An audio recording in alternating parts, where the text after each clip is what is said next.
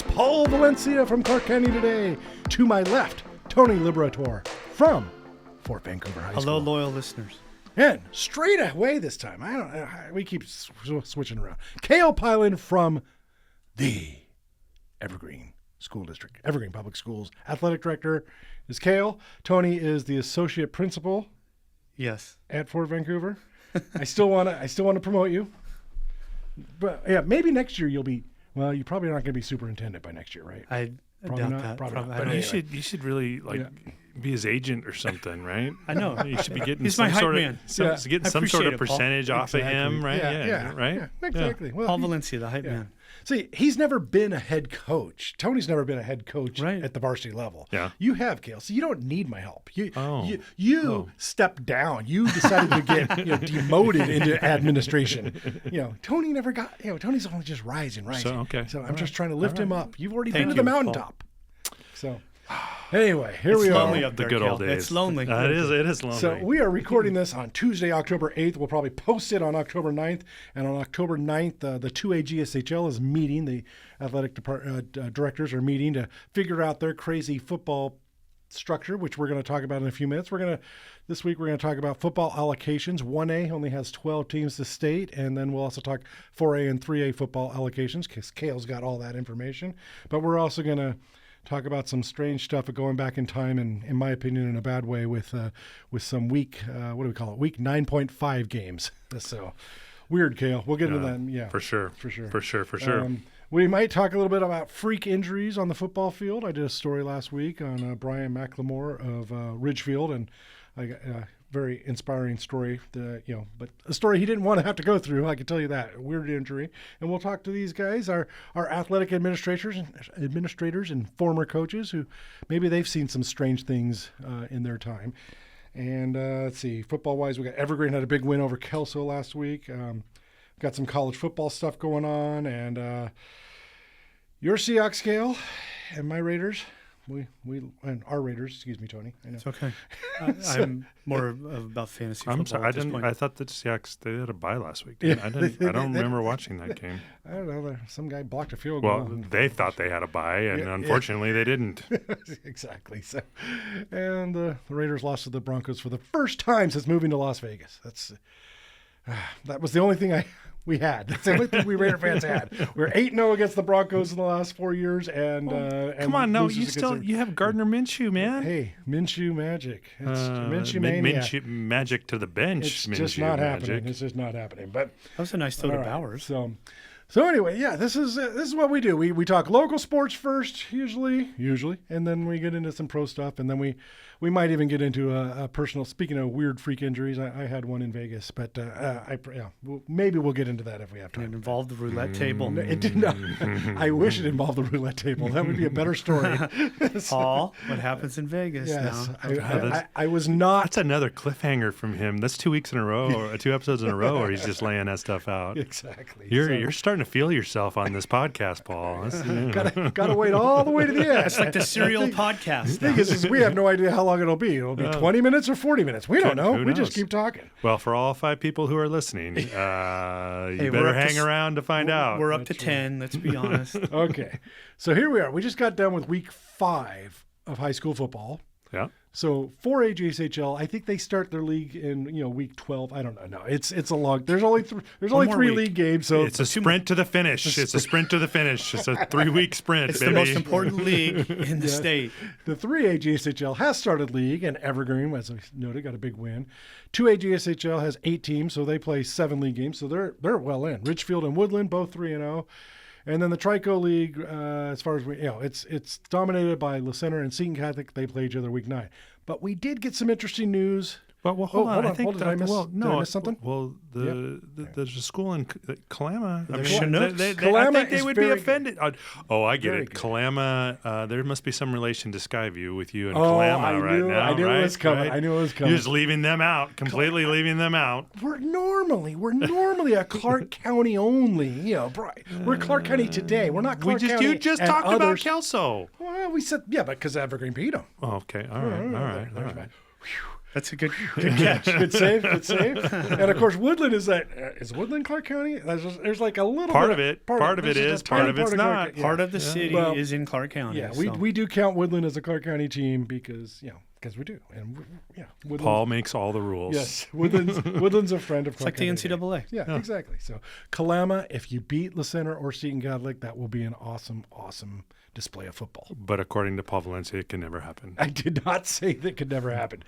We just know that Seton Catholic and La Center are on a collision course right now for Week 9, pending the Kalama games. Pending. Hey, Kalama, Vanderbilt did it. You guys can do it. Kalama is a lot better than Vanderbilt. As far to scale. Yeah, I was going to say yes. What? Yeah. Kalama beating La Center or Seton Catholic would not be as big a surprise as Vanderbilt beating a number 1 team in the nation. So anyway, there. Did I save myself with the Kalama people? No okay. way. I will give you credit because I have relatives that live in Kalama. Thank you. I'll go to bat for you. So we'll get into 4A, 3A, and 1A for allocations in a bit. But 2A football, before we get to state, is doing something a little strange, in my opinion. So 5 teams from the 2A JSHL kind of make the playoffs. The 4 teams are going, and then the 5th team plays a pigtail game against the 3rd team from Evergreen. Yep. But how they're going to do that, it looks like we're going to have a Week 9 game on a Friday, and then the 5th place team and the 3rd place team are going to meet on Tuesday to determine the final berth. And then the winner of that Tuesday will then play Saturday in the Week 10 game. So we call it the Week 9.5 games. Yeah. Cale, Tony, we're old enough to remember when these things were regular, even at the 4A and 3As. Yeah, that's correct. But they were done before the greatest team sport ever invented was under attack from a lot of people in society. They want lessen the impact. It's been demonized. The sport has been demonized by a lot of people. Not by me, not by you, not by anyone in this room. No. But we do realize the importance of safety in this game, and 100%. that we do need to make it safer so that young people will still want to play, and more importantly, their parents will let them play, because we think it's the greatest team game ever invented. So I do want to protect the game, and I think we're going backwards if we're going to be asking teams to play on a Friday, Tuesday, and then a Saturday. Now, here's the crazy thing. In the past, when we've had tiebreakers in the 4A or 3A JSHL in the last 10 years or so, we get together and do some sort of playoff format where it's like a Kansas playing overtime, or you put the ball in 25. Maybe you have two, everyone's guaranteed 2 series or whatever. You come up with something, but it's not a full game, correct? Absolutely. Right. So right now, we're recording this on Tuesday. Wednesday, they're getting together to determine what they're going to do. But there are some coaches, and I'm not going to say who, there are some coaches out of the 2 leagues that want to play a full game on that Tuesday. And there are some coaches who say, why don't we do like a 2 series or 3 series Kansas playing overtime or whatever. Now there's talk about 32 minutes of football, like 4 8-minute quarters. Going middle school style here. Or 2 12-minute halves, so it's a 24-minute game. But I'm gonna go back to me because I still got more to say on this. But Cale, what are your thoughts on this? Well, speaking as somebody who coached when it was Thursday, this is even worse because it's Friday, Tuesday, Saturday. But so when we were doing the Tuesday playoff, we played Thursday, Tuesday, Saturday. They would move Week 9 to a Thursday game correct. If you had a chance of playing in the 9.5. Right? Yes, got it. Yeah. And that, I mean, it wasn't good. I mean, by the time you got to Saturday, kids were pretty worn out. I mean, that's a lot of football in a very condensed period. So what we have done, so this has been a thing within the 3As because for the last, at least the last 2 years, if not more than that, and we've also had tiebreakers within the 4As that we've had to determine. We have always taken the tack that we wanted whoever that team was going to be, we wanted them to have the best chance to win in the first round of the playoffs. Right. So we always have ran it on Monday, and we have evolved a little bit in the fact that we have modified the Kansas plan format to make it a little bit longer than just a straight regular overtime format. But knowing that we need to do something to break this tie, and so in this case it's not even a tie; it's you're determining who that team is going to be. But we don't want to, whatever that is going to be, to put that representative behind the 8 ball in trying to win a first round playoff game against an opponent who won't have played that on that same timeline. Right. So, there is some sentiment to say, could we play a half instead of doing a Kansas plan? Because you play a half, so no one plays more than a full game, but somebody's going to play a full game potentially. Right. And if it's 3 teams, in the tiebreaker. And so, right. in looking at how you would do that, so we really have tried to. Whoever that was going to be, we wanted to set them up to have the best chance to win in Week 10. Right, Tony, your memories of doing this when you were similar similar to Cale, the Thursday, Tuesday, Saturday. That's a tough haul. I was thinking more about this though. We've always talked about the kids want an opportunity to get to the state, and so that should be the overlying goal, overreaching goal, whatever. But there's no easy way to do it, right? There's just no easy way. I was in I worked closely with the Evergreen 2As for 5 years on things like this, and it was always kids first. Mm-hmm.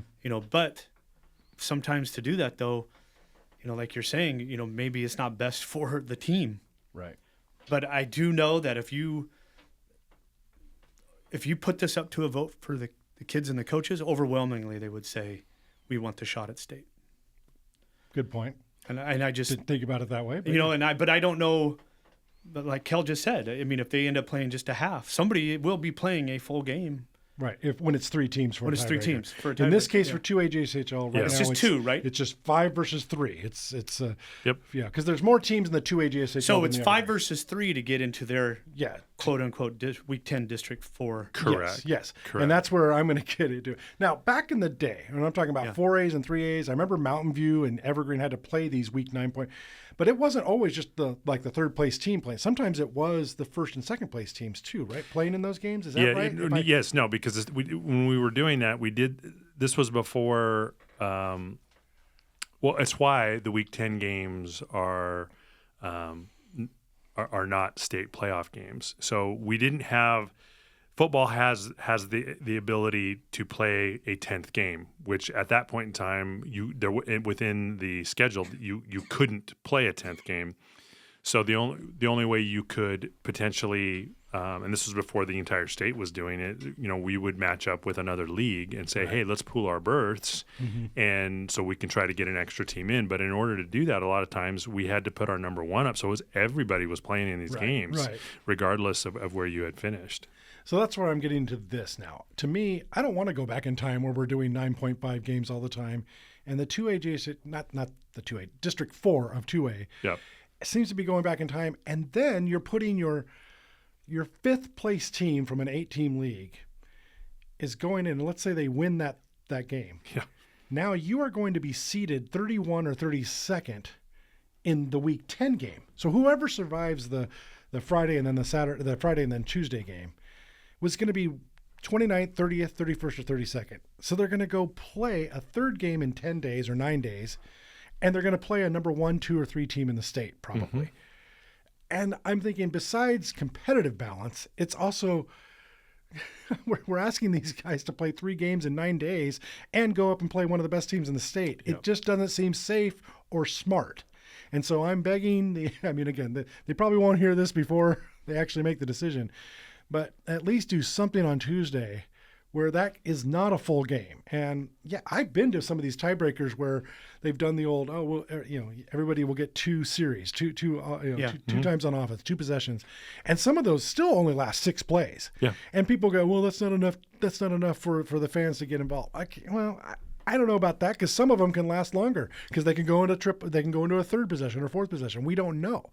but at least be an opportunity to be over with in 2 possessions or something, or even 3 possessions. But a full game on Tuesday just seems like we're going backward, and I want to protect the game. I don't want anyone thinking that's just too much. And so that's why I'm worried about it. But Tony, that's a great point about, well, there's that, but the 16, 17-year-olds they just want a chance to keep playing. Correct. So, but go ahead. And Kel, I can't remember the last time, but I do remember, maybe not exactly like this, but it's just, let's meet at Spiffy's for a coin flip. I mean, and honestly, that's, and Well, so, the other thing that they could do is they could rotate the berth. That's what I was going to say. Right. So the Trico could get it one year and the Evco could get it the next. Right. But that gets back to coaches. Definitely, they don't want the coin flip. They want a shot. They want a shot to be able to settle it on the field. You just have to, you say it for the kids. To me, for the kids is giving the kids the best chance to compete in the round of 32 as possible. Right. And I remember I was a journalist in the Southern Oregon Conference for a couple of years, and one team won, but then 3 teams finished in a tie for second because they all lost to the league champion but beat each other. Yeah. So, but only 2 more teams were going to state, and they did do the old flip coins, and the odd coin was out. Yeah. And all the coaches agreed to it. It was terrible for the team that was out, but that stinks. But they all reminded each other we all had a chance to just win the darn game. Win it on the field. Yeah. Now, so this is different though. This is different, right? Because this isn't a tiebreaker. This is literally where there's this extra berth that's out there that we have to determine how we get that. Right. But so I'm all for doing something on the field for them. Playing that many games in that many days. And again, I have coached this, and in fact, the last year that we were in this agreement, we beat Mountain View on a Thursday. We played the Tuesday district crossover, and we won that. And then we ended up playing Capital on Saturday. They had a running back named Jordan Carey who ended up going to the University of Oregon. Oh, that kid? Yeah. And they didn't win the state title, but they made it all the way to the state championship game that year. So they were really good. So I don't know that we would have beaten them anyway. We lost, obviously, but they hadn't played a Tuesday playoff game, right? And so which would be the case in this case for the whatever 2A team comes out of that, they're going to go play somebody that's really good that hasn't played on Tuesday. So the deck is already kind of stacked against you. Right. And so I really worked with coaches after that because that was then the WAI shifted to this. We were able to play these 0-week games, which allowed us then we had to coordinate because not everybody in the state was doing it, but hey, let's slide our schedules up into that 0 week. Everybody that's involved in this, so that we can use week 10 or it was week 9. But you understand what I'm saying? Exactly. Yeah, that extra week to do this, because my whole point was I don't know if we would have beat Capital on that Saturday, but I'd sure like to know what the outcome would have been if we were on a level playing field as opposed to having played played a full game on Tuesday when they were just practicing. So exactly. Well, cool. So I guess I'll get off my soapbox on that one. But anyway, I just think it was, it's kind of crazy. But hey, so 4A and 3A, what's it looking like for week 10 and allocations for that game? So 4A and 3A, the 4As will get 2. Not 3. 2 into week 10. Because last year was 3. I want to remind people. Yeah, right? the second half of that was, and that won't happen next year. So it'll be 2 and 2. The 3As get 2 and 3. So those 2 this year, and they'll get 3 next year. And the reason they in the regular, and that's because they qualify for 1 allocation into a round of 16. Mm-hmm. So the 4As are 1 and 1. And it's because we double that into 32. That's why that becomes 2 and 2, right? So the 3A allocations are 1 this year and 2 next year into the round of 16. But the reason that is 2 and 3 is that not into round of 16, round of 20, right? Because there are more 3A. So it's 1 and 2 into a 20-team entry. For football, they don't do a 20-team entry. It's a 16 entry that gets doubled to 32. So that's why if it was a 40-team entry, it would be 2 and 4 for them. But because it's only it's only 16 instead of 20. That's why it's 1 and 2. That was kind of a little confusing, and it's tough on a podcast. If you had a I can get on the whiteboard. If you had an overhead projector like Al Davis, we could figure this out now. But no, it's a 16-team state tournament. It's a 32-team Week 10 bracket, and if it was done with the numbers of normal 3A, it would be 20 and 40. Correct. But you can't do that and get enough games. That's another podcast. I think you could do that. You just have to have. You have to allow for some things to happen. I railed on this last year because people didn't understand why our 3As with 4 teams were getting 3 teams into Week 10, and our 3As with 5 teams were only getting 2. Right. So it's hard. It's harder on 3A football coaches to make the postseason.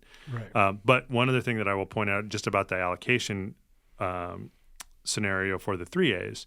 So for all other sports, we enter into, for most other sports, we enter into a by-district agreement with District 3. Both our 4As and our 3As do that, and we've done that for years. And so you enter into a by-district tournament with them. And both of our leagues will enter 3 teams into that. It'll be a 16-team. For most team sports, it'll be a 16-team tournament that we will enter 3 teams into. There's one major change with that agreement. So we have moved to seating committees for those tournaments, which is a real benefit to our schools. Huge. Because basketball and things like that. Yeah, because the fact that our league is so small, both of the in comparison to the District 3 leagues, when we're seating those teams mathematically based off of league size, our 1 would go in as a 3, but then our 2 would go in as like a 9, right? And then our 3 goes in as a 16. In almost every bracket, it was like that. Right. So much tougher road for our teams to make it through that tournament. So now that they're going to be seated based on merit rather than math, that's a benefit to our schools. So they will potentially receive better seeds than they would have mathematically. The other thing that's interesting about that for our 3A is because we drive 2 allocations next year directly into the state bracket, we don't necessarily need to enter into that agreement. District 3 could have held our feet to the fire and said, no, the first year you're bringing 1, but we want you to bring your 2 the second year. They have said, no, we don't. So a year from now, our 3As will qualify 2 teams directly into the round of 16, directly into the state. They will not have to play through a by-district tournament. Wow, that'll be new. That's next school year. That's the 25-26 seasons. I'll write about it then, but that's still interesting. Wow. Yeah. So it's a good deal for our 3As. Because I can't remember not having to do a by-district, or even if it wasn't a by-district tournament, because remember, you guys did something with District 2 for some like 2 or 3 years. Where it would just be 1 game. No, so it's a good deal for us. So we have 6 teams when it comes to that, because Shelton counts for us as a District 4 school, but we will send essentially a third of our league for the 3As next year will go directly to the round of 16. Now, and we're talking about non-football. Excuse me, not the round of 16, the round of 20. Right, and not football. We're talking about football separate. Yeah, football separate. But if we're going basketball, I know this. I'm going off to the side here too. But if we're doing basketball, and you got a 6-team league and 2 are going straight to state. Yes. Will that mean there'll be an actual league tournament to determine those 2 teams? Yeah, we're talking about basketball, baseball, softball. Yeah, we haven't determined yet what that's going to look like, because we already had to make a determination on how in those sports we're giving Shelton access to our 3 entries into the by-district tournament. So what that's going to look like, there'll be something. We won't just send 2 directly. We will do something in the postseason. Because I do miss the league tournaments. I can't remember the last time we ran those. Gosh, we quit running the 3s and 4s for a long time, because our leagues were so small, and we were sending, when you're sending 3 out of 4 and 3 out of 5 into the by-district tournament, it defeats the purpose. No, I hope I'm not criticizing that we didn't have them. There was no reason to have them. You're going to a by-district, and you're going to be doing all that traveling anyway. But now that you're qualifying for the state tournament, the stakes are a little higher. And we hope that. So part of the problem too is when we were still running those with the small leagues, A lot of those games weren't very well attended. Right. And so part of it was you've already played everybody, in some sports 3 times, right? Mm-hmm. So that was part of it. But then two, all you're doing is qualifying to go to this by-district tournament. Right. But you're playing for a berth in the state tournament now. So that'll be a good deal. Wow, I'm excited about 2025, 26. Yeah, there you go. Well, but speaking of gauntlets, we talked about football. Nothing like the by district 3 and 4 basketball tournament for gauntlets. No, that is. I mean, for our teams down here. Yes. Sometimes that's Tacoma, Tacoma area in 6 days. Yes. Well, so right? that's 4 games. No, that's why when we looked at it. Right. So one, from a financial standpoint, it's going to save our schools from having to travel up and back. And if we were entering 3 teams, because even though that we were bringing 2 berths, we would have only gotten 3 teams into that tournament. And we're pretty happy when we get 2 of our 3 through to state through that when you got to go through that grind of that tournament. And now that we don't have to do that and we get to send 2, I think our coaches are going to be real happy with that. Yeah, when I was an old school daily journalist covering high school, I loved it because it was just fun to get in the car and drive and listen to Prince. But oh my gosh, that by-district tournament, especially in the early 2000s, when you guys have done a good job of trying to minimize the travel or make it weekends, but there were some Tuesday, Thursday, and turn around and go on Friday games. Yeah, no. Just depending on you get the Saturday morning, the winner to state. Yeah. 10 a.m. game in Tacoma. Yeah. Yes. We were here Thursday night. It was crazy, but I had fun doing it, but I could not imagine it was too fun on coaches and even athletes. Well, and it just puts a strain on your school. Like if both your boys and girls are in that tournament and they're both good, so they're going to keep winning. And oh my goodness, it's a meat grinder. That's when the AD is like, I want my team to win and I want my budget to survive. So the budget it wouldn't be so bad if my team lost. Playoffs double the budget for sure. No question. Cool. All right, we got real quickly though. 1A football. 1A is going to a 12-team state tournament. Cale, you got the information. 12 team bracket. They are doing a full statewide week 10. So there'll be 24 games. 24 teams. Excuse me, 24 teams. Yeah, 12 games. 24 teams that will play in that bracket. Or play in those Week 10 games, and then they will reseed that, just like every other tournament does. Right. Every other, classification does after the Week 10 games. So they'll get reseeded. But the big thing in that reseeding, you want to be in that top 4 because you get a bye in the first round of the state playoffs. You're automatically into the quarterfinals. Right. So, whoever wins between Kalama, La Center, and Seton Catholic, whoever goes undefeated on those teams will likely be a 1, 2, 3, or 4. Likely, yes. Assuming that they win. You're saying a 1, 2, 3, or 4 within to the Week 10 games? Well, both. I get both. Then assuming they win, but only one of them can be undefeated. Well, that's true. But what makes that interesting then, though, is it's usually the same people that seed the state bracket because it's statewide now are seeding the Week 10 games. Right. So it's almost kind of like you get a little bit of a do-over. Mm-hmm. Because you can seed it, and if somebody that you think is really good and you seed them as, okay, they're going in as the 3, so they're playing 21 or whatever, and they get beat, you're like, oh, well, I'm glad we get to reseed this now because we obviously got that one wrong. Right. So it could make it interesting. I don't think it's out of the question that 2 of those our 1A could have 2 in the top 4, depending on how the season plays. If absolutely. say I know. Apparently, Paul thinks that it's just going to come down to Week 9, and it's just going to be. Didn't I just say, Tony? Did you hear me say it's coming down to Seton Catholic and the Center. Anti-Kalama. Cale just threw Kalama under the bus. I would never do that. Elvis stayed there once. But if they're both undefeated, and what if they play like this epic, 3 overtime, Week 9 game? Right. It's possible. It's possible that could happen. But so. Within the 1As, 4 from the Trico will move on to that, and 3 from the EVCO will move on to that. Yeah, but it's fascinating though that a Week 9 game really matters in that seeding thing. Oh, huge! Let's just for sake of argument, we'll say it's the Clark County teams. And so it's the Center, Seton Catholic. They play each other. One of them goes to 8-1. One of them goes to 9-0, in theory.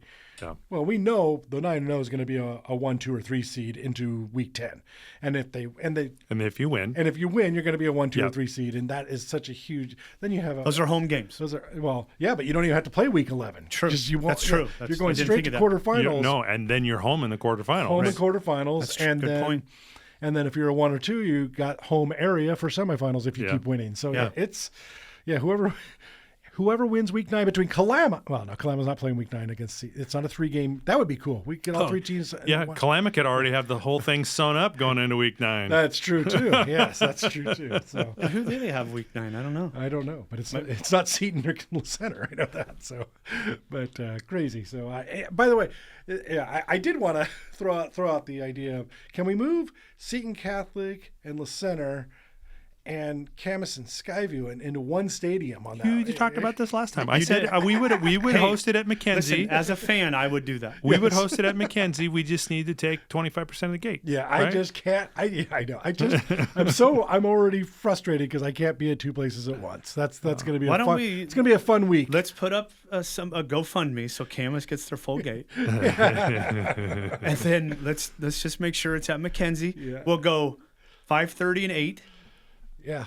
Flip a coin to who goes first. No, we have to do it on Saturday. Yeah, you have to do it on Saturday. We kind of have our own games going on. Yeah, Friday. that's true. Yeah, Kale's not going to move his own teams. You're not going to move your own teams? No.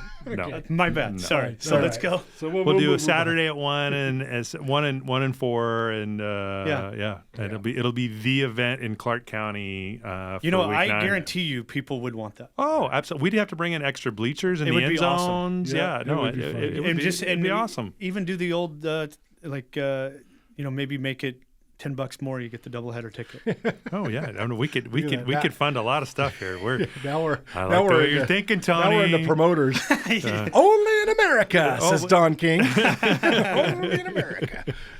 We've got the biggest. By the way, we've got the biggest hype man sitting right across from me in Clark County. There might be 4 people who listen to our podcast, and only one would know who Don King is, probably, right? I can't believe I brought him up. But anyway, so moving on. Last week, I did a story. As you guys know, I don't do game stories until we get closer to playoff time or playoff. I find features. I like to go out to different schools. I've gone, I think, 5 weeks, 5 different schools, and I try to find something to write about that's just different than a game story. So Brian McLemore III from Ridgefield, he's not playing anymore this year. He had a freak injury a few weeks back against Hawkinson. He made a tackle, and he landed on the heel of the man he was tackling. And the heel hit him right in the stomach area in such a weird spot, and just, I don't know. Does that sound right on a podcast? Yeah, you let out air. Yes. Anyway, it injured his large intestine. Like a bunch of air went in there and it blew it up. It expanded, and he had to have emergency surgery because there was a hole in his large intestine. So he's out for the year. But one of the things is that he just realized almost immediately, like the next day he had emergency surgery. Saturday morning they had emergency surgery, got it all fixed.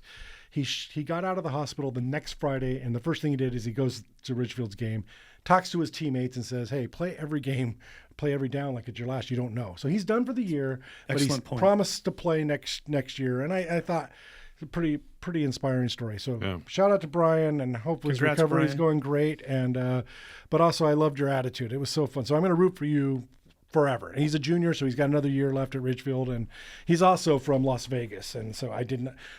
Is he a Raider fan? I decided not to ask because I just didn't want to. I didn't want to. You didn't want it to bias your story. What if he said no? And then I'm like, well, then I don't want to talk to you. I'm not writing about you. So, but Brian Levesque did point out, oh, he's from Vegas. That's why you talk to him. But anyway, so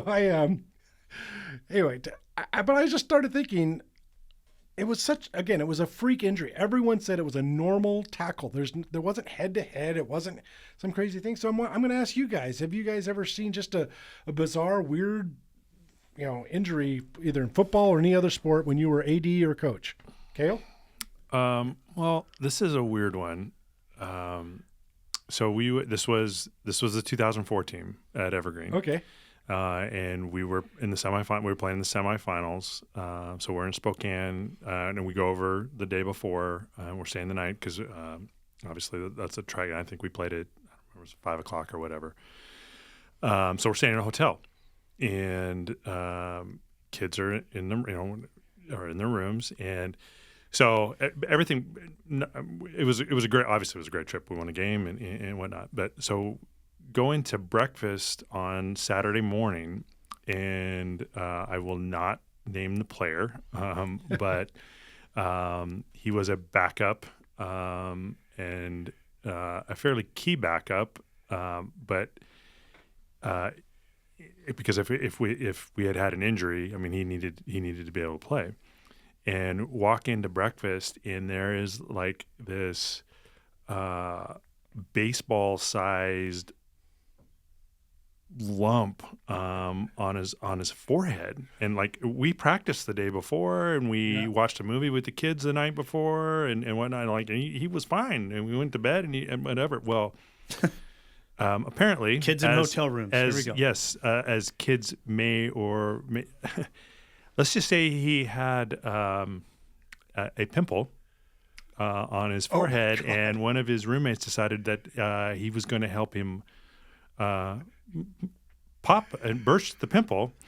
And when he did, I mean, I don't know the ins and outs of exactly what happened, but it got infected, and overnight it just swelled up. So our trainer starts working with them, and they're trying to do everything they can to but there's no way we're getting the swelling down on this thing. He can't put on a helmet. So he couldn't put his helmet on. Oh my God. So if the position that he backed up had gone down, we were going to have to put a kid in that had virtually no idea what was going on, and so to me that is it was a little bizarre. It was a little bizarre. I was gonna say, did you have an assistant coach headbutt him? Because no, but I did have an assistant coach, but typally the assistant coach would headbutt people that had helmets on, so he was only knocking himself. I remember an assistant coach headbutting Rigo, and Rigo getting a golf ball size one. That did happen too. Yes. Okay. But Rigo didn't have to put a helmet on and play. Exactly. So that is the most bizarre thing I've heard. Yeah, that's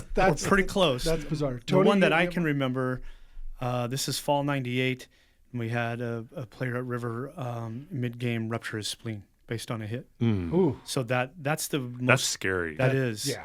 And then also a couple of bad leg breaks. Yeah. And that's pretty common in football. But the spleen was a new one, and I can't remember.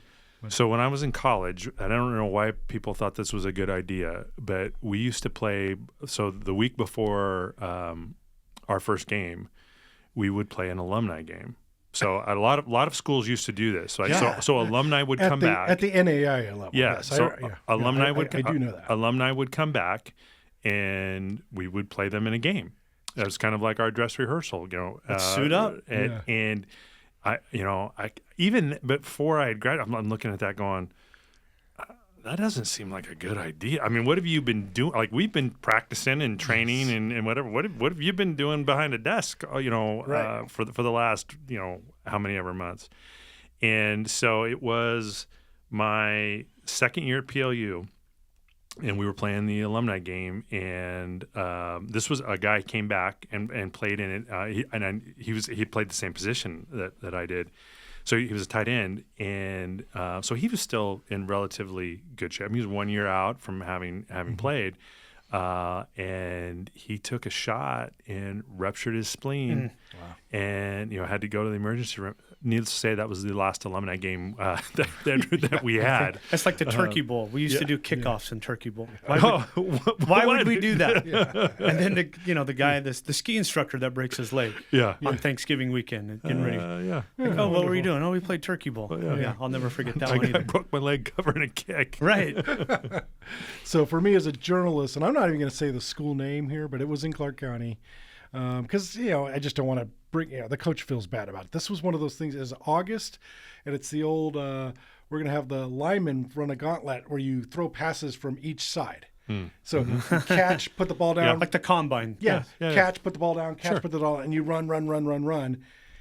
Anyway, this lineman was doing a great job with it, but one ball hit him in a spot, and it basically ruptured his finger. I mean, it's not just dislocated. He missed the whole season.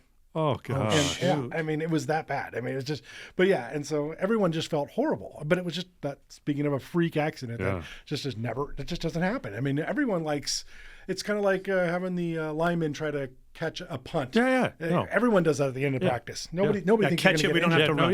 Catch it. Conditioning's over, or there's no conditioning. Right. Yeah. And so that's Everybody's one of my favorite that. things to see in practice. And everyone freaks out when they catch it. So so it's just one of those things. So I've seen one where it went awry. It went bad. So I guess. That's ouch. Yeah. Ooh. Literally. Yeah, I was there for that one. I wish I wasn't. So, all right.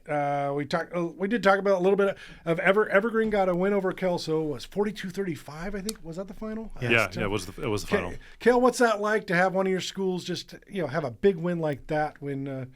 I'm just happy for Coach Swain and the Plainsmen. I mean, that's I know the amount of effort and work that goes in, and obviously that's one league win, right. So that they've got a ways to go with that still, but I know that felt good for them, and just happy for them. Right. That was a great win. They're playing at a high level. Yeah, they are. And as we just found out, there's 2 allocations, right? Two teams go into 2 teams into week 10. Yeah. So every league game matters, and having that one over Kelso is a big lift. Yeah, it's an emotional lift. Big time. And we've had this before, and we've had the 3-way tie and you got to do that tiebreaker to determine who your 2 teams are. So no, we don't flip a coin for that one because we're eliminating somebody. That's so true. Yeah.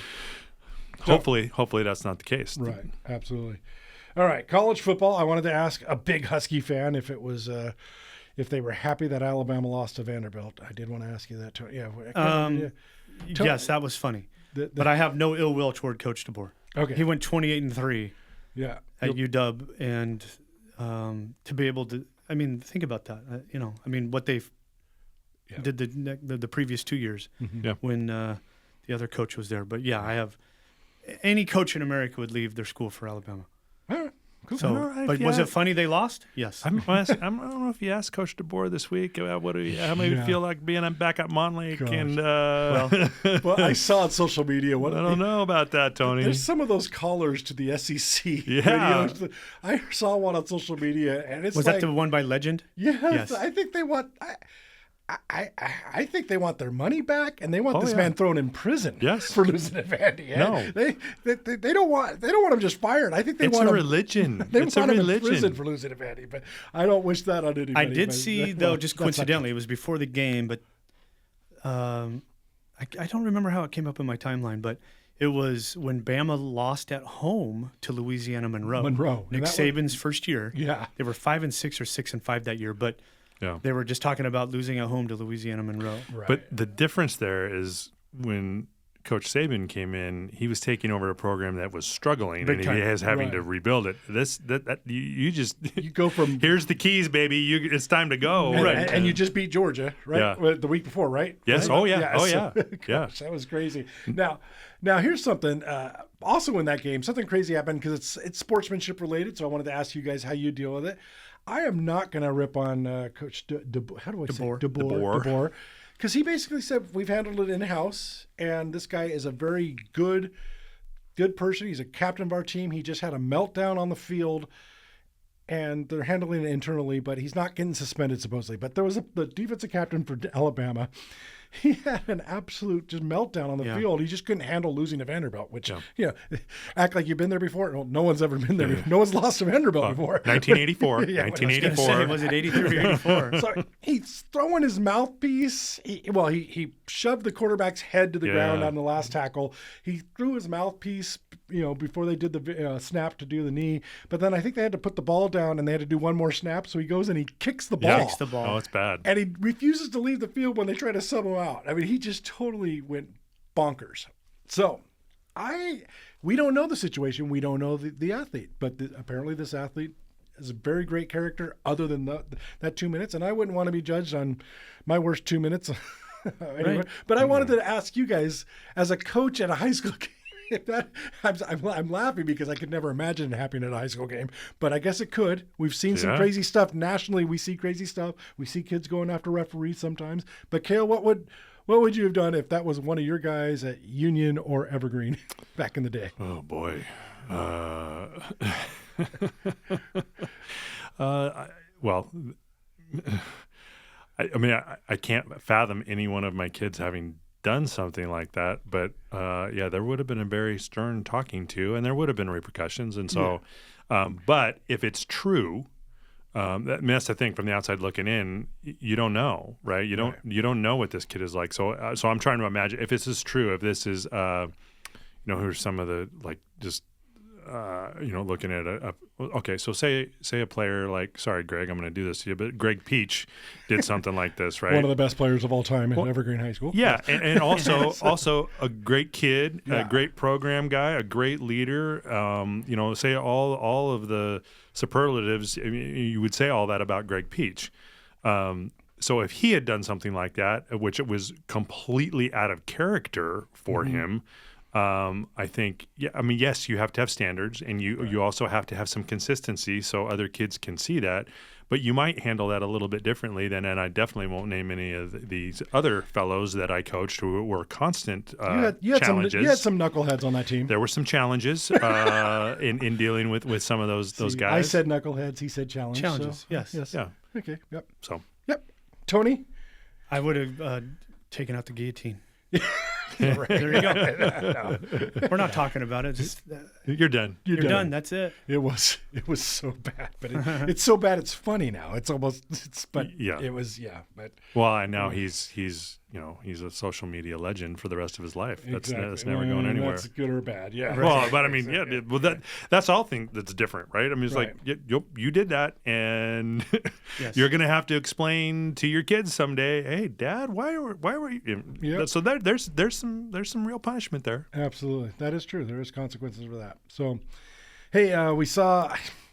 I feel like a fool because I'm bringing it up and I can't remember the name, but somebody I think in the Big Ten has announced I'm done for the year again because they hit their maximum amount of games. They can still redshirt. And they can still redshirt. And so remember we talked about that a couple weeks back with the UNLV guy doing that, and so it's just again we're all football fans and college football fans. It just blows my mind that now we're at this point where I'm going to go play 4 or 5 games, but I'm going to leave as soon as I can or stop playing because I want another year of eligibility and a chance to get paid next year. And then I'm also wondering, though, from a coaching standpoint, how do you get better if you are always going to the transfer portal every year? Well, I don't think you can live off of it, right? You can't. Let's look at USC, right?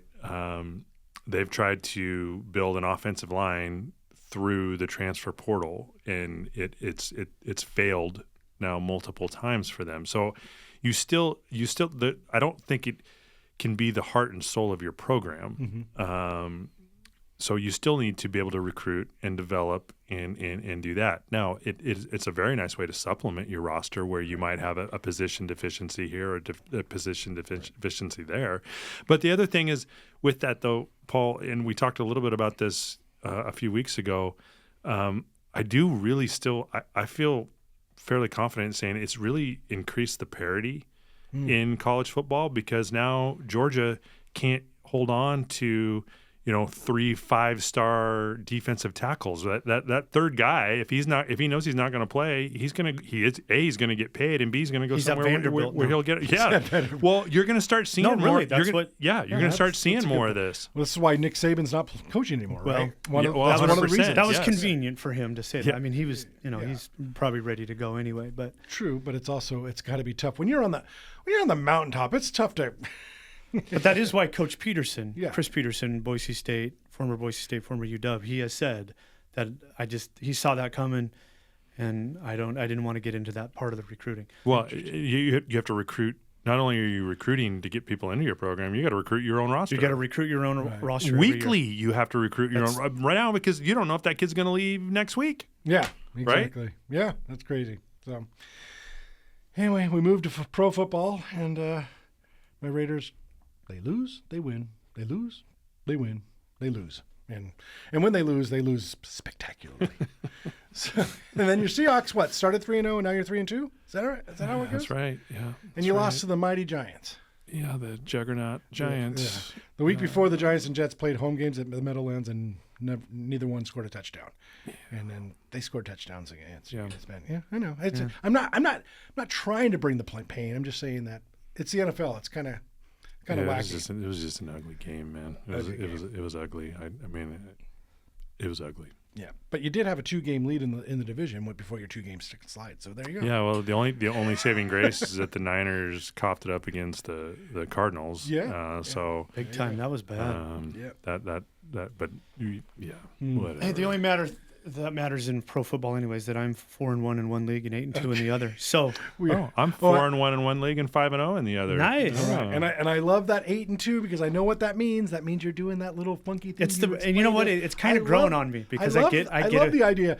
I'm 3-2 in my league, and I'd be 3-7, I think, because I've just been lucky. I've only won because I've been playing I got lucky catching other opponents on bad weeks. It's not like I've been lighting up the scoreboard. So no, but we really should move on because we're going to bore people if we're talking fantasy football. So, well, only thing I will say is in one of my leagues, I have a coworker that I beat this week, and I beat him on the waiver wire to Kareem Hunt. And good for you. That's why.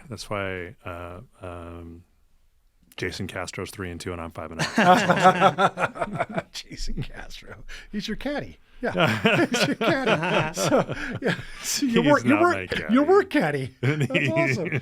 So.